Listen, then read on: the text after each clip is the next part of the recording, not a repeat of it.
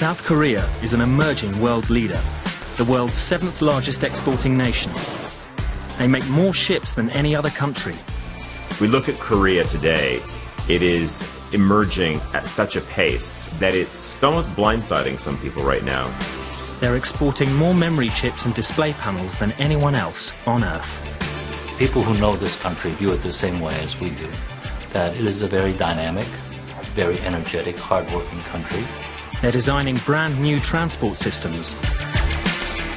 South Korea has developed at an extraordinary rate. And a lot of that is to do with the fizzing energy, the frenetic pace of the economy and the sheer energy that people are willing to invest in it. And they're creating world-class art, cinema and music. It's exciting for music to be such a big part of culture here. In the last 100 years, South Korea has been invaded, subjugated and divided.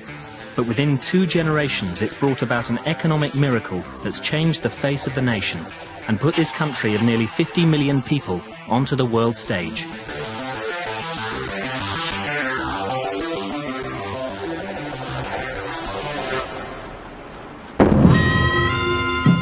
In the 7th century, 3 kingdoms came together to form Korea.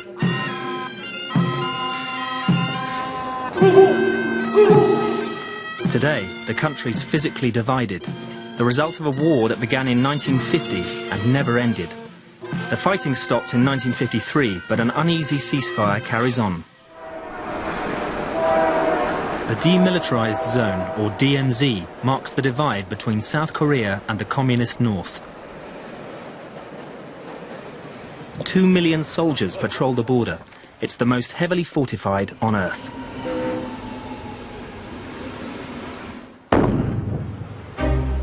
Sitting at the end of a peninsula, South Korea is the size of Kentucky, with Japan to its east and China above North Korea.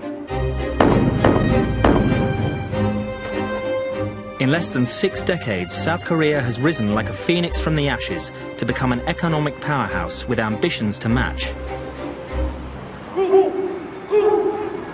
On the international stage, it's hosted an Olympic Games, co-hosted the World Cup, and in 2010 it became the first Asian nation to host a G20 summit. President Lee Myung-bak welcomed the world's leaders to discuss economic and social issues. 구체적인 성과를 도출하기 위해서 노력할 것입니다. In the United States, where we're on track to cut our deficit. It put his country at the top table of international politics and highlighted the differences between the 2 Koreas. Heavy industry and labour-intensive industry like textiles were the nation's mainstay in the 1970s. The speed of South Korea's catch-up in the 1980s was meteoric. It became one of the tiger economies of Asia and a magnet for money. Investment in the economy was huge, both from abroad and at home. But by the late 1990s, the relationship between the banks, the chaebols and the government created an investment bubble. In 1997, that bubble burst, and South Korea was bankrupt. South Korea needed a $58 billion bailout. The International Monetary Fund stepped in, but wanted to change the cronyism that had helped create the crisis. South Korea had survived occupation and war to become one of the world's leading trading nations. Could they do it all over again?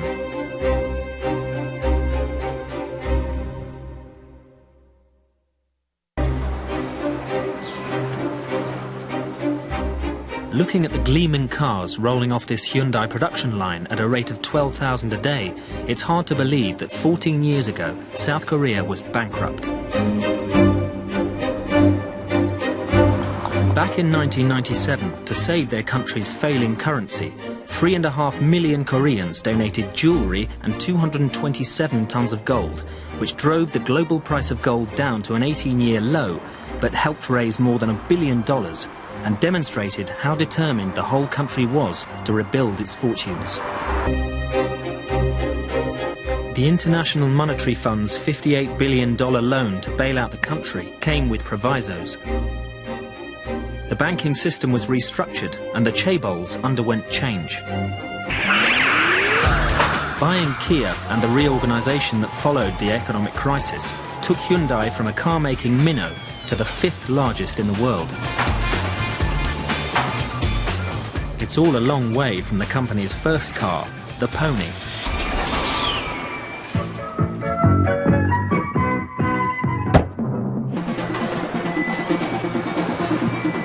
Hyundai believes their success is due in part to improved products, but also understanding local markets. It's an intensely pragmatic culture and pragmatic business environment. The following year, Hyundai took on rival Toyota, cheekily offering a $1,000 trade-in in the US during the Japanese car giant's woes. And it worked. Hyundai increased its market share. South Korea's hunger to succeed enabled it to pay back its IMF loan 3 years early, and by 2004 it had joined the $1 trillion club of world economies. South Korea now has 10 companies in the global Fortune 500, has recently ratified a free trade agreement with the EU, and is close to doing a deal with the US. In 2009, Samsung's profits were double Japan's 9 major consumer and industrial electronics companies combined. Now is an interesting time to be Korean and see how well South Korea can fulfill its promise of great things to come. Everything points to a vibrant country that has married the best of both Western and Asian culture in a free market economy, and it could well make South Korea the nation to watch.